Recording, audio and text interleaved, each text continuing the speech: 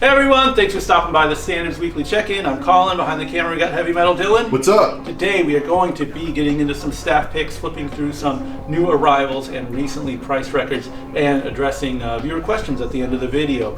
As always, if you see anything you like, you can hit the DMs on Instagram, give the shop a ring, or just cruise by. We're open 11 to 8, 7 days a week. Look at this. Shorts, Air Max, the ACGT, final form.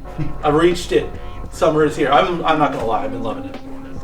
Yeah. The heat. Do you like this? I hate the heat. I look forward to it every I'm time. like in tanks and shorts and I just want to die. I know it doesn't come without its downsides. Yeah. But for me, I'm just this is it. This is what it's all about. The big show. 800 degrees outside. I just can wear shorts at night. That's all I want to do is wear shorts at night. You know how sad I'd be if I moved to a part of the country where I couldn't wear shorts at night? For at least like 3 months out of the year. Yeah. What are you listening to, Dylan? Anyway. I'm listening to Rush, baby. You ever heard of it? We had a good Rush collection come in within the last week. And then it just kind of like, what's the word I'm looking for? Got picked off one by one, like vultures. Yeah, but I was able to listen to most of it. We have still more other represses of like 2112 and stuff. Yes. But so we had a copy and someone bought it. But anyways, the Power Window, still just underrated. Yeah, that's the jam to me at least. Yeah, I understand completely. But like, I just like Rush, man. I can't lie. I'm not gonna sit here and say I'm too good for Rush. Goated, bro. I gotta find the there was a VHS tape of all this of like their greatest hits, like their videos. Oh, okay. And at Hollywood Video when I worked there, at night we would have to play music videos, and so I was like, all right. And there's like 5 cool videos. There's like Blondie, that one, and Police. You know, it's like I was just taking what I could get. Yeah. And because it was that, or this guy would play this '90s Rod Stewart collection that I wanted to kill myself every time I heard, like Michael Bolton and shit. It would be like, if I didn't hog the VCR to play this Rush compilation, it wouldn't be there. But I think there was a video for Big Money that I remember being badass. And basically, by the time it got to that section of the video, I knew it was over. Is Big Money the one where they're floating around? It's a good question. I mean, again, I'm just. Like, there's a girl there? I'm restocking videos on the shelf while I'm hearing these songs, so I don't have like a crystal clear memory. I'm trying to remember the first song. Oh, we had a Thin Lizzy one too with the rocker on it. Dang. Yeah. There was some good ones, but you know. Yeah. But what are you listening to, brother? This is a VHS of all the Nausea music videos in LP format. No, this is really cool. They did. We got Cyber God on one side and Lie Cycle on the other. These are 2 late period singles. The band kind of matured at this point into this is their final output. Very kind of like nailed that like heavy metallic crust sound. They were always kind of influenced by, but I think they figured out how to do it musically at that point. And yeah, they can kind of be loose ends in the Nausea catalog just by way of being singles, you know, so it's very nice to have them on a 12-inch and have the price be reasonable. I'm very excited to have plenty of copies of the Cyber God / Lie Cycle single compilation from the mighty Nausea in New York City. You were bumping that one? Yeah, I was playing it a couple times last week. Yeah. Today it was just too hot. Yeah. So I had to chill out with some Rush. But still, bangers. Bangers. Those EPs. Yeah, I've gone back and forth on Nausea over the years, but I'm at the best place I've ever been with the band. Okay. Just that I like it all. Yeah. For a while, I was doing the very elitist thing, saying demo only, because their demos are very different and very good. But I'm a mature man now. I'm all in. And you learned. Yes. Let's look through some other records. All right. I went to a musical concert the other evening. Yes. I really did. Yes. The Belly Up Tavern. For who? Al Stewart. Oh, okay.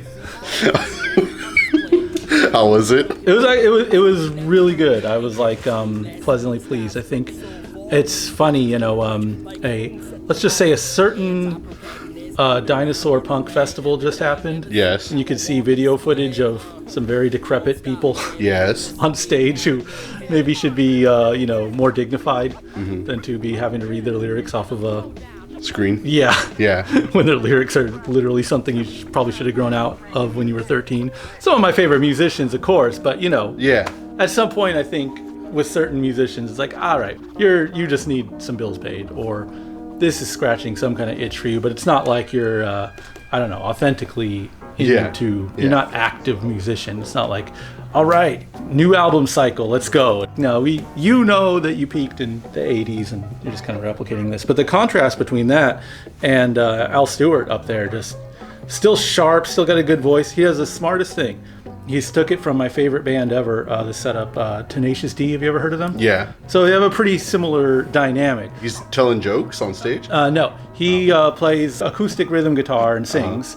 And then he has a guy who's really good at guitar play like all the crazy technical leads and stuff like that. Yeah. You listen to Al Stewart records, there's a lot of crazy musicianship and also crazy lyricism. And so like it's a really interesting fix. Yeah. You know, because him just strumming and singing, it wouldn't quite all be there. And I think he knows that he's not at a point where he can play a lot of the virtuosic musical stuff. So it's like get you a Kyle Gass.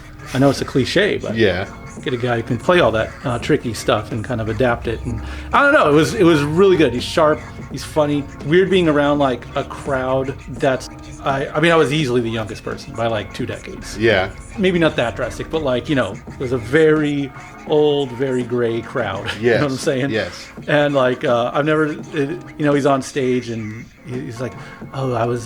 This is a song about France has been through 4 revolutions. Of course, my favorite one being the student revolution of the late '60s. Yeah. Like people cheering for historical events. There's like some French lady that's running right now. You know, there's like, you know, I guess she's like a bad lady or something. Sure. Yeah. And she's like, Mary the bad lady, she might win the election this year in France. Boo! Damn.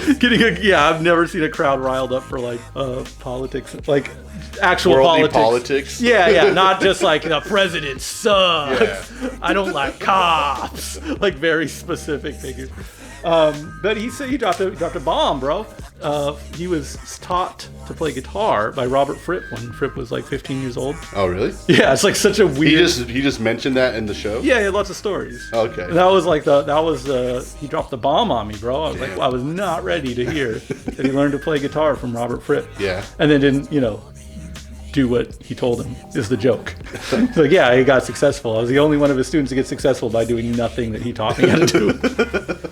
Good show though. If you have a chance to see Al Stewart do it, he's still got it. Still got the sauce. Viewer questions. This is the part of the video where we answer the questions left in last week's YouTube comments section. Leading off, Kokomo says, I just found the channel and loves the weekly updates. Keep it up. Dylan? Yes. You know me for a while. I've known you for a little bit more than a while. You think I'm too proud to read compliments said about... No, I don't think you're too proud. You're right. I'm not. That's why I read it. Next up, Glory Good asking about MFSL Goldback CDs. The rare stuff, if we have any in the shop. And no, those do not show up. We never prioritize CDs. I still don't. I probably won't ever. So we basically won't get fancy CDs like that in.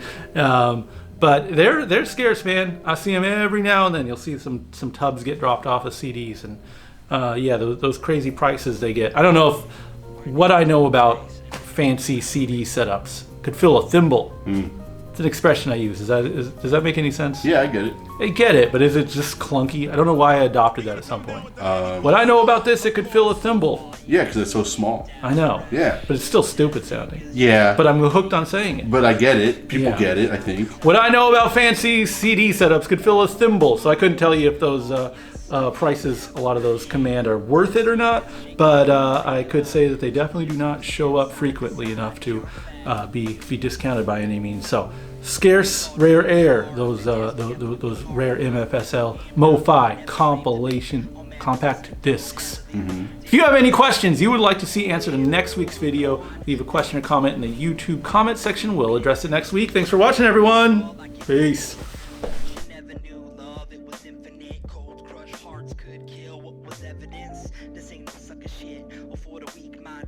What I know about this, it could fill a thimble.